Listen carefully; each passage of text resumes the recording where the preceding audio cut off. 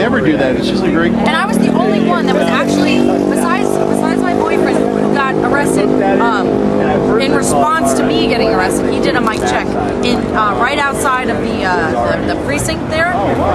Yeah, he did a mic check and he said, is this the America you want to live in, where every time you try to speak your First Amendment rights, you're thrown out the door? So true. I saw the video. It looked like a kidnapping to me. When that plainclothesman slid up next to you. And I see them coming. So my plan was I had the exit to the left. I was going to say the speech one more time, and I was just going to quietly exit. You know, the way flash mobs do, they just quietly disperse. They pushed you down the stairs, too, to get rid of you. They didn't want the public to see you. They carried me. Yeah. I was like, I can walk, you know. There's a photo of you being carried down the hall, they didn't want the regular tourists. Yeah, they're carrying me like a baby. I was like, it was amusing. I'm only 110 pounds. I'm just glad that they didn't use like excessive force on me, because New Year's Eve they tackled me with 4 cops. 4 cops on top of me on the pavement. Were you arrested on New Year's Eve? I was arrested on New Year's Eve because I refused to come down from the mountain of barricades. That was a beautiful. It was. How long did it take to get out? We're tired of it. How long did it take to get out of central booking and the whole process? I was cuffed for a total of 26 hours. You were cuffed for 26 hours. Yeah. I'd never been cuffed for 26 hours. That would horrify me. It was awful, and I was refused a phone call. You're entitled to a phone call by law. I couldn't call my lawyer, and I'm on penicillin. I get a lot of throat infections. I used to get ear infections as a kid, so I'm prone to it. So I'm on penicillin. I'm supposed to take it every 6 hours for 10 days. I've only been on it for like 3 days, and ever since like the New Year's Eve arrest, I wasn't able to take it fully. So like I've been out of sync, you know. And I let them know right away that listen, I'm on penicillin. I need to take it every 6 hours. I'm overdue as it is. And they refused to give me their medication. They said they can't. But I asked to go to the hospital. I was at Grand Central for 6 hours. They never called the hospital for me. They never brought an ambulance. Then they took me to central booking. I told the EMT there my situation. They then took me to the hospital. The doctor would only give me 1 dose. So I'm not still getting my medication. Then they took me to the 20th precinct, which is up at like 81st between Broadway and Amsterdam. And they took me there because I was a special case, because I was on meds. The whole deal was they were supposed to take me there, and every 6 hours I was supposed to be carted back and forth to the hospital to receive 1 dose of penicillin. They locked me up at like 4:30 a.m.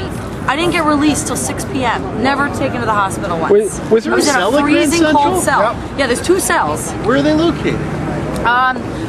When you're in the grand, the main concourse, you go like down. It's like down the stairs near the dining room, and it's just like this little. That's scary though. It's so funny, and the MTA police were like, it was like their lucky day, because you know they don't get to do this shit ever.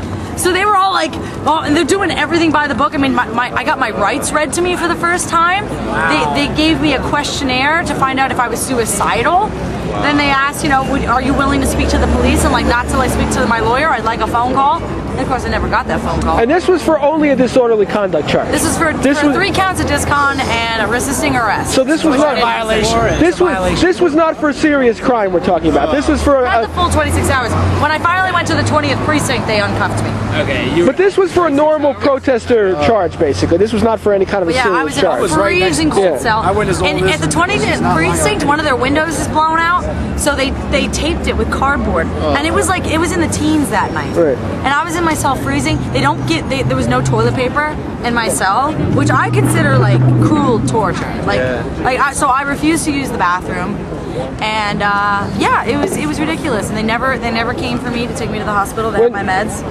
When John and I were locked up, the guy named Justin had his wrists cut, and he was trying to get them to put some bandages on it and some antibiotics, and they were threatening to take him to the hospital for like a cut. And saying, okay, that'll be you're going to have to pay $500. Justin almost got charged with assaulting a police officer because one officer pushed him down and he fell on top of another officer behind him, and I fell on her leg, and she wanted to, you know, press charges on him. And then my boyfriend Zach was also arrested right after I was, and he was bit by one of the canine unit dogs. And they tried to say that he wasn't bit and that it didn't happen. And he's got the bite and the bruising around it. They ripped his jeans open. Yeah, we photographed it. No. There's footage. You can see the dog you can see the leash let go, and then you can see them grab the leash and pull the dog back. The leash But got he'd already got released and it's on. they were pulling him back. The dog had his teeth out apparently and like scratched him, like didn't make the full bite. But I mean, still. So he went to the hospital. And this once again was for a small, not very threatening crowd that was trying just to inform. Okay, you know what? Sorry. She was trying to inform people. Literally, her alone was trying to inform you about the NDAA and how fucked up it is. Okay, excuse my language. How all returning veterans are terrorist suspects now under this fucking bill. And I point that one out first because I am one. You're a returning vet. Not returning recently, but I am in fact a Marine, and it matters to my friends who are coming home from combat. Like in the coming months, are going to be labeled a fucking terrorist and watched. What? Anyway, I don't want to be on camera anymore. No, I mean it's cool, but like, I don't want to steal another. Basically, the NDAA. She was trying to do them a fucking favor, and this is what she gets. Yeah, the public needs to know. The public needs to know about this because the NDAA is a serious law. It's really scary what they're doing. It basically eliminates habeas corpus, which habeas corpus is one of the oldest one of the oldest rights that we have as a nation. It allows the president to order the infinite detention of American citizens, and the way they've been without a jury. The way they've been weaseling out of it was to. Take it over to that corner. Okay. Anybody that wants to join us is welcome to come. All right. The way they've been trying to weasel out of it, Obama's press people, they've been saying, well, it doesn't require infinite detention, but it allows infinite detention. And Obama put a 2,000-word signing statement attached to the law. He said he has reservations about it, but he still signed it. And he said he wouldn't use it.